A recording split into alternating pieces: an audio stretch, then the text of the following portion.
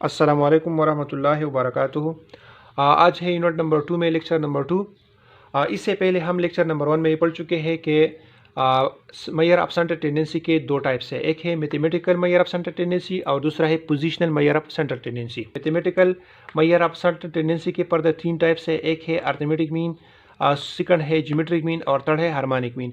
और इसी तरह हम ये पढ़ चुके हैं कि positional measure of central tendency के फर्दर 5 टाइप्स है। फर्स्ट है मीडियन, सेकंड है क्वार्टाइल, थर्ड है डिसाइल, फोर्थ है परसेंटाइल और फिफ्थ है मूड। ठीक है, लेकिन आज के इस लेक्चर नंबर 2 में हम अरिथमेटिक मीन को डिस्कस करेंगे। अरिथमेटिक मीन को हम शॉर्टली AM से डिनोट कर सकते हैं। इसका डिफिनीशन बहुत सिंपल है और इसके डिफिनीशन से इसका फार्मूला भी वाज़ेह होता है।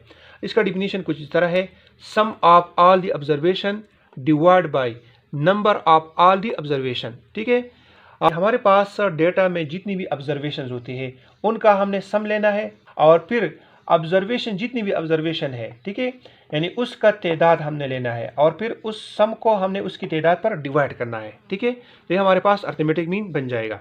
और जब हमारे पास डेटा पॉपुलेशन डेटा हो तो हमने अरिथमेटिक मीन को म्यू से डिनोट करना है। ठीक है, mu is equal to sigma XI divide by capital N।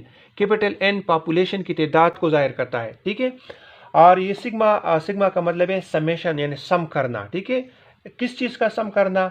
X का। एक्स क्या है? एक्स हमारे पास वैल्यूज है, मुख्तलिफ वैल्यूज है। ठीक है, तो उन वैल्यूज को हमने सम लेना है। ठीक है, डिवाइड बाय n और फिर उसकी तादाद पर इसको डिवाइड करना है। ठीक है, नेक्स्ट हमारे पास अगर सैंपल हो तो सैंपल डेटा को हमने x बार से डिनोट करना है और x bar is equal to sigma XI divide by small n। ठीक है, ये स्मॉल n सैंपल साइज को जाहिर करता है और कैपिटल N पॉपुलेशन साइज को जाहिर करता है। ठीक है, तो ये हमारे पास पॉपुलेशन के लिए फार्मूला है और ये हमारे पास सैंपल डेटा के लिए फार्मूला है। आइए अब अरिथमेटिक मीन की कुछ एडवांटेजेस देखते हैं। नंबर फर्स्ट है simple to calculate and simple to understand, यानी अरिथमेटिक मीन को कैलकुलेट करना और उसको समझना, ये दोनों सिंपल काम है। ठीक है, इसमें कोई मुश्किल काम नहीं है, इसको समझना भी आसान है और इसकी कैलकुलेशन करना भी सिंपल है।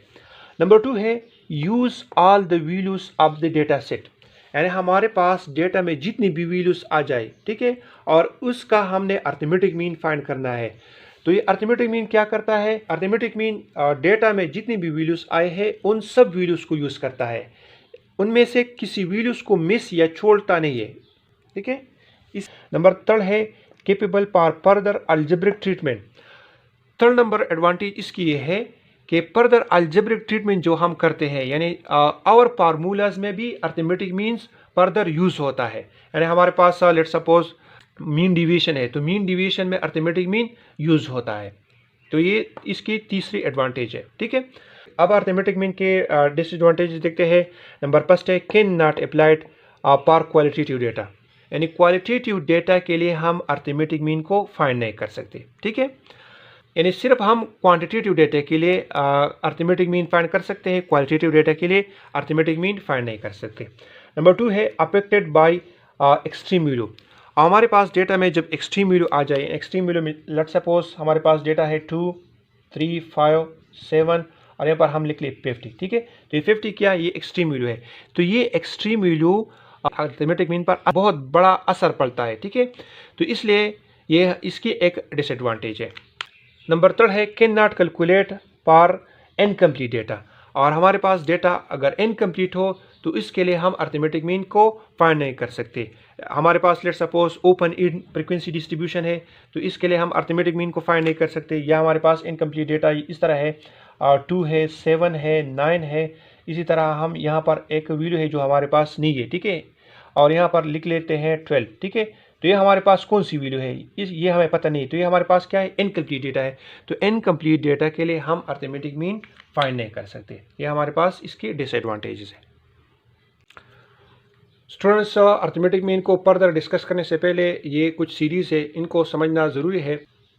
सबसे पहले है इंडिविजुअल सीरीज़। इस इंडिविजुअल सीरीज़ को हम अनग्रुप डेटा भी कहते हैं। ठीक है, इसमें क्या होता है, इसमें सिर्फ हमारे पास एक्स वैल्यूज़ यानी एक्स की वैल्यूज़ होती है, यानी हमारे पास सिर्फ मेजरमेंट्स होती है, मुख्तलिफ वैल्यूज़ होती है। ठीक है, इस एक्स के साथ, इस वैल्यूज़ के साथ कोई और चीज़ नहीं होता। तो ऐसी सीरीज़ को हम इंडिविजुअल सीरीज़ कहते हैं। लेट्स सपोज हमारे पास ये है 10, 20, 30, 40 एंड 50। तो ऐसी सीरीज़ को इंडिविजुअल सीरीज़ या अनग्रुप डेटा कहते हैं। नेक्स्ट है डिस्क्रीट सीरीज़ या डिस्क्रीट ग्रुप डेटा। ठीक है, इसमें हमारे पास वैल्यूज़ के साथ उसकी फ्रीक्वेंसी भी होती है, यानी ये वैल्यूज़ कितनी बार अकर हुई है। ठीक है, इसके साथ उसकी फ्रीक्वेंसी भी आ जाए, तो ऐसी सीरीज़ को हम डिस्क्रीट सीरीज़ कहते हैं या डिस्क्रीट ग्रुप डेटा कहते हैं। लेट्स सपोज हमारे पास ये एक्स है, इसमें 10, 20, 30, 40 एंड 50 है, और ये इसकी एफ है यानी फ्रीक्वेंसी है, यानी 10 वन टाइम आया है, 20 2 टाइम आया है, 30 3 टाइम आया है, 40 2 टाइम आया है और 50 1 टाइम आया है। ऐसी सीरीज़ को हम डिस्क्रीट सीरीज़ कहते हैं। नेक्स्ट है कंटिन्यूस सीरीज़। कंटिन्यूस सीरीज़ में हमारे पास मुख्तलिफ क्लासेस होते हैं और हर एक क्लास के साथ उसकी फ्रीक्वेंसी भी होगी। ठीक है, तो ऐसी सीरीज़ को हम कंटिन्यूस सीरीज़ कहते हैं या कंटिन्यूस ग्रुप डेटा कहते हैं। लेट्स सपोज हमारे पास ये मुख्तलिफ क्लासेस है 1 to 10 और इसकी फ्रीक्वेंसी है 2, 11 to 20 इसकी फ्रीक्वेंसी है 5, 21 to 30 इसकी फ्रीक्वेंसी है 3, 31 to 40 इसकी फ्रीक्वेंसी है 6, 41 to 30 इसकी फ्रीक्वेंसी है 1। ठीक है, ऐसी सीरीज़ को हम कंटिन्यूस सीरीज़ कहते हैं और इन सब सीरीज़ को individual, discrete and continuous series को हम स्टैटिस्टिकल सीरीज़ कहते हैं। अच्छा जी स्टूडेंट्स, अब अर्थमेटिक मीन को फर्दर डिस्कस करते हैं, फर्दर इसकी कैलकुलेशन करते हैं। तो कैलकुलेशन हम अर्थमेटिक मीन की इन 3 मेथड्स के ज़रिए कर सकते हैं। एक है डायरेक्ट मेथड, दूसरा है शॉर्टकट मेथड और तीसरा है step division method. Direct method के लिए फार्मूला है x bar is equal to sigma x i divide by n. Shortcut method के लिए फार्मूला है x bar is equal to a plus summation d divide by n और d equal है x minus a का। ठीक है, step division के लिए फार्मूला है x bar is equal to a plus sigma u divide by N multiply by H, और इसमें यू इक्वल है डी बाई एच का, और हम ये कह चुके हैं कि डी इक्वल है एक्स माइनस ए का। तो यहाँ पर डी की वैल्यू पुट करें x minus A divide by H, यानी हम ये कह सकते हैं कि u इक्वल है x minus A divide by H का, या u इक्वल है डी बाई एच का। ठीक है, अब हम आगे इन तीनों के ज़रिए इंडिविजुअल सीरीज़ पर भी क्वेश्चन करेंगे, डिस्क्रीट सीरीज़ का भी एक क्वेश्चन करेंगे और कंटिन्यूस सीरीज़ का भी एक क्वेश्चन करेंगे। सबसे पहले ये कि इंडिविजुअल सीरीज़ क्वेश्चन है 4, 6, 8, 10 एंड 12। ठीक है, इस क्वेश्चन को हम इन 3 फार्मूला की मदद से इनको सॉल्व करेंगे। ठीक है, सबसे पहले है डायरेक्ट मेथड। डायरेक्ट मेथड के लिए फार्मूला है x bar is equal to summation x i divide by n. ठीक है, तो इसमें हमने क्या करना है, इन सब को ऐड करना है और n पर डिवाइड करना है, और इन सब को ऐड करें तो इससे आता है 40। ठीक है, और ये कितने हैं 1 2 3 4 5, n का मतलब ये है कि इसकी तादाद कितनी है, तो ये 5 है।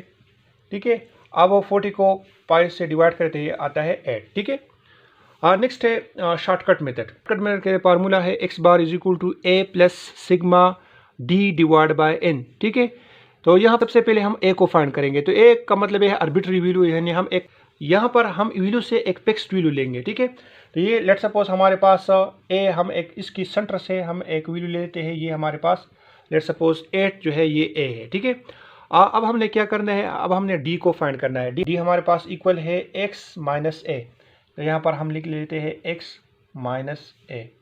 ठीक है, अब हमने क्या करना है, अब हर एक वैल्यू से हमने ए को माइनस करना है, और ए क्या है 8 है, यानी यहाँ पर हम 4 से 8 को माइनस करेंगे तो ये हमारे पास आएगा -4। ठीक है, 6 से 8 को माइनस करना है तो ये -2 आता है, 8 से 8 को माइनस करना है तो ये 0 आता है, 10 से 8 को माइनस करें तो ये 2 आता है। ठीक है, 12 से 8 को माइनस करें तो हमारे पास 4 आता है। ठीक है, सिग्मा डी का मतलब ये है कि डी का समेशन ले ले, डी को जमा करें। ठीक है, तो हमारे पास डी ये है। ठीक है, तो अगर ही हम इसको ऐड करें तो हमारे पास 0 आता है। ठीक है, क्योंकि 4 to 6, 6 minus 2 4, 4 minus 4 is equal to 0, तो हमारे पास 0 आता है। ठीक है, अब हमने क्या करना है, यहाँ पर वैल्यूज पुट करने हैं। यहाँ पर ए है, ए हमारे पास 8 है। ठीक है, और ये प्लस इससे 0 आता है। ठीक है, इससे 0 आता है, और n हमारे पास 5 है। अब हम यहाँ पर 8 लिख लेते हैं और 0 को 5 से डिवाइड करते हैं, हमारे पास 0 आता है, तो इससे 8 आ गया। ठीक है, समझ में आ गई। तो डायरेक्ट मेथड और शॉर्टकट मेथड दोनों से आंसर सेम आ गया। अब उसी क्वेश्चन को स्टेप डिवीजन मेथड से करते हैं। स्टेप डिवीजन के लिए फार्मूला है a plus sigma u divide by n multiply by h। ठीक है, और यहाँ पर u इक्वल है d बाई h का। ठीक है, और d इक्वल है x minus a divide by h का। समझ में आ गई। तो यहाँ पर हम सबसे पहले क्या करेंगे, a को फाइंड करेंगे। तो a वही हम लेंगे जो पिछले क्वेश्चन में हमने लिया था, a इज इक्वल टू 8 है। ठीक है, दूसरा हमने फाइंड करना है u इक्वल है x minus a divide by h का। ठीक है, तो हम हर एक वैल्यू से a को माइनस करेंगे, यानी हर एक वैल्यू से हमने 8 को माइनस करना है। 4 से हमने 8 को माइनस करना है, 6 से 8 को माइनस करना है तो ये आता है, 8 से 8 को माइनस करना है तो ये आता है, 10 से 8 को माइनस करें तो ये 2 आ जाएगा, और 12 से 8 को माइनस करें तो ये आता है। ठीक है, अब हमने क्या करना है, अब हमने इस x माइनस a को h पर डिवाइड करना है, और h हमारे पास क्या है, ये हमारे पास वैल्यूज़ के दरमियान इंटरवल है। यहाँ पर आप देखें इन दो वैल्यूज़ के दरमियान 2 इंटरवल है, इसी तरह इन दो वैल्यूज़ के दरमियान 2 है, इसी तरह इन 2 वैल्यूज़ के दरमियान डिफरेंस 2 है, इस तरह इन 2 वैल्यूज़ के दरमियान डिफरेंस क्या है, ये 2 है। तो हमारे पास h क्या हो गया, ये 2 हो गया। तो अब हमने इन सब को 2 पर डिवाइड करना है। -4 को 2 पर डिवाइड करें तो -2 आता है, -2 को 2 पर डिवाइड करें -1 आ जाएगा, 0 को 2 पर डिवाइड करें 0 आ जाएगा, 2 को 2 पर डिवाइड करें 1 आ जाएगा, और 4 को 2 पर डिवाइड करें तो ये 2 आ जाएगा। ठीक है, अब क्या करना है, अब यहाँ पर हम फार्मूले की तरफ आते हैं। x bar is equal to a, तो a हमारे पास 8 है तो हमने यहाँ पर 8 पुट किया। ठीक है, अब सिग्मा u को ऐड करना है, ये हमारे पास u है, u को ऐड करिए, इन सब को जमा करें, इन सब को जमा करने से क्या आता है, ये 0 आता है। ठीक है, जब हम इसको जमा करें तो 0 आता है, तो यहाँ पर हम 0 पुट करें, और n हमारे पास ये 5 वैल्यू है। ठीक है, तो यहाँ पर हमने 5 लिख लिया, मल्टीप्लाई बाय h हमारे पास 2 है। ठीक है, तो यहाँ पर हमने 2 लिख लिया। अब हम क्या करेंगे, 0 को 5 पर डिवाइड किया तो ये 0 आ जाएगा, और 0 को 2 से मल्टीप्लाई करें तो हमारे पास 0, ये सारा टर्म क्या आ जाएगा, 0 आ जाएगा। ठीक है, x bar is equal to 8 plus 0। ठीक है, तो 8 के साथ 0 को ऐड करें, x bar is equal to 8, तो इससे भी 8 आ गया। समझ में आ गई। तो डायरेक्ट मेथड, शॉर्टकट मेथड और स्टेप डिवीजन तीनों से आंसर क्या आ गया, सेम आ गया, 8 आ गया। ठीक है, समझ में आ गई। तो ये थी इंडिविजुअल सीरीज पर हमने एक क्वेश्चन तीनों के लिए किया।